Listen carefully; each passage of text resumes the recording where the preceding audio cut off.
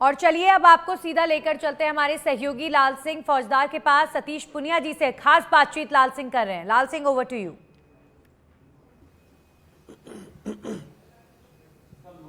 बिल्कुल नंदिनी, सबसे पहले तो मैं जिक्र इसी घटना कर रहा हूं जो देश को पूरा इंतजार था। आपने जैसा अभी जिक्र किया, 41 मजदूरों को सकुशल निकाला गया है। और भाई सतीश पुनिया भी कल गुजरात होकर आए हैं।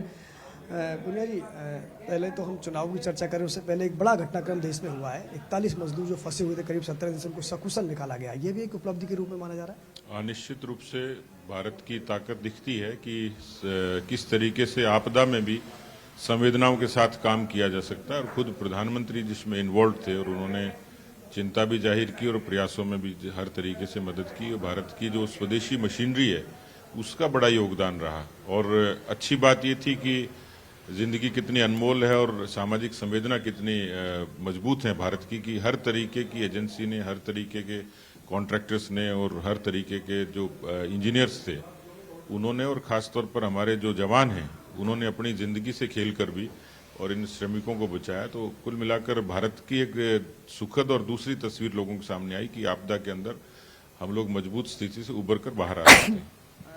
अब फिलहाल चुनावी जो ईवीएम में कैद हो गया सभी प्रत्याशियों का भाग्य, इंतजार 3 दिसंबर का है। आप क्या मानते हैं, क्योंकि लगातार जो घटता बढ़ता मतदान है, कई सीटों में बम्पर वोटिंग हुई है कई इलाकों में, इसको किस क्षेत्र रूप में देख रहे हैं? क्या मानते हैं, पार्टी के लिए फायदा पहुंचाएगा? हाँ, निश्चित रूप से एक वोट तो जाता है व्यवस्था के खिलाफ, जो कांग्रेस के खिलाफ गया है, निश्चित रूप से ही गया है। और दूसरा जो अपकमिंग पार्टी होती है उसके पक्ष में भी उनके कार्यकर्ताओं के परिश्रम से भी इसमें बढ़ोतरी होती है। तो मैं दोनों ही पक्ष देखता हूं कि आने वाली सरकार के जो कार्यकर्ता सक्रियता से लगते हैं, सत्ता में आने की उत्कंठा होती है। और जो नकारात्मक मतदान है कि किन्हीं किन्हीं मुद्दों के खिलाफ जो एंटी इनकम्बेंसी है, जो सत्ता विरोधी आक्रोश जो है, वो ईवीएम पर प्रकट होता है। और इसलिए अच्छी बात ये थी कि लोग स्वतः स्फूर्त आए, कामकाजी लोग भी, जो जितने व्यस्त लोग थे वो सब लोग आए। 7 बजे से मतदान की कतारें लगना और रात को 9 साढ़े 9 बजे तक मतदान होना, ये लोकतंत्र की मजबूती की निशानी है। एक सवाल ये कि इस वक्त देखने को ये ट्रेंड मिला कि हम लगातार जो देख रहे हैं, निष्कर्ष निकाल रहे हैं, करीब 1 करोड़ 30 लाख ऐसा वोटर है जो 18 से 30 वर्ष की उम्र का, करीब 1.5 करोड़ वोटर है। इसका वोट ऑफ परसेंटेज तो बड़ा ही है। इसमें आपका 22 लाख वो वोटर शामिल है जो फर्स्ट टाइम वोटर है। इसकी जो बम्पर वोटिंग हुई है, लगातार लंबी लंबी कतारें देखने को मिली है, क्या ये परिवर्तन का सूचक है या राज्य सरकार की योजनाओं पर मोहर लगाई है? नहीं, ये जो नया वोटर है वो तो सीधे सीधे क्योंकि आज की जो पीढ़ी है उसको अपने मुद्दों से मतलब है। और 2 तरीके से मैं उसका आकलन करता हूँ। एक तो नई पीढ़ी देश के प्रति उसकी निष्ठा है और इसलिए जितने भी मुद्दे मसले वे सनातन के प्रति, हिंदुत्व के प्रति, राष्ट्रवाद के प्रति, उसके प्रति उनकी आसक्ति देखी जा सकती है। दूसरा जो मैंने कहा कि व्यवस्था के खिलाफ, तो उसमें पेपर लीक एक बड़ा मुद्दा था। और इन नए लोगों में पेपर लीक को लेकर बड़ी आशंकाएं भी थी और एक बड़ा आक्रोश उनके मन में था। इसलिए नए वोटर्स ने निश्चित रूप से कांग्रेस के खिलाफ वोट किया। आपकी सीट की बात कर लें, आपकी सीट में बड़ा कांटे का मुकाबला देखने को मिल रहा था, लेकिन जो वोट ऑफ परसेंटेज हुआ वो शायद आपके लिए खुशी की बात हो सकती है।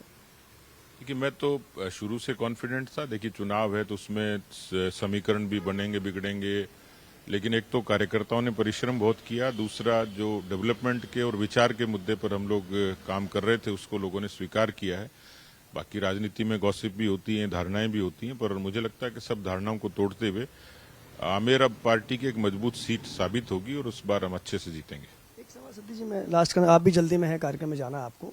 इस बार जो सियासी पंडित हैं, जो राजनीति के जानकार है, वो चर्चा कर रहे हैं कि क्या ध्रुवीकरण चला है, क्या जातिवाद चला है, क्योंकि कई सीटों पर जहां आपने साधुओं को उतारा, खासकर तिजारा सीट की बात कर लें, हवा महल सीट की बात कर लें, पोखरण सीट की बात करें, बम्पर वोटिंग हुई है।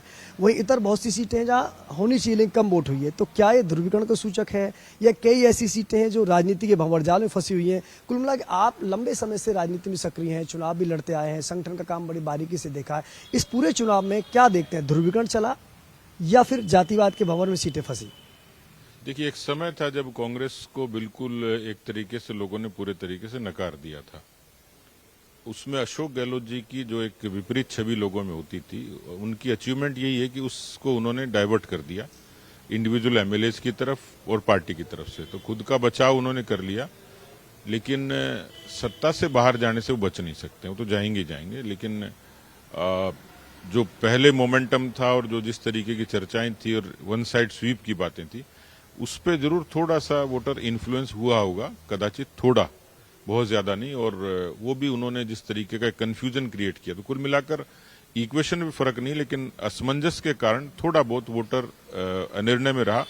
लेकिन एक बहुत बड़ा तबका ऐसा होता है जो फ्लोटिंग वोट होता है 5 से 7%, जो केवल जीत में वोट डालता है। तो अंतपंत वो सब पोलराइज हो गया और इसलिए हम ज्यादा सीटों का अनुमान लगा सकते हैं। वो तो कह रहे हैं एंटी इनकम्बेंसी है नहीं सरकार के खिलाफ, पहली बार ऐसा देखने को मिला, क्या ऐसा है क्या? नहीं, ये तो उनका दावा था कि एंटी इनकम्बेंसी है नहीं, लेकिन वो सत्ता से जब बाहर जाते हैं तो उनका कारण सबसे बड़ा यही होता है कि वो एंटी इनकम्बेंसी के कारण ही सत्ता से बाहर जाते हैं। और यही कारण है, जो मुद्दे किसानों के थे, पेपर लीक के थे, बेरोजगारी के हैं, करप्शन के हैं, कानून व्यवस्था के हैं, ये तुष्टीकरण के हैं, ये तमाम मुद्दे पूरे चुनाव में प्रभावी रहे। एक अंडर करंट इसमें दिखती है। ये थे सतीश पूनिया। सरकार चाहे ये दावा कर रही है कि एंटी इनकम्बेंसी नहीं है, लेकिन सतीश पूनिया का कहना है कि तमाम जो मुद्दे थे, पेपर लीक के मुद्दे, भ्रष्टाचार के मुद्दे, तुष्टीकरण के मुद्दे, इनका असर कहीं ना कहीं चुनाव में देखने को मिला।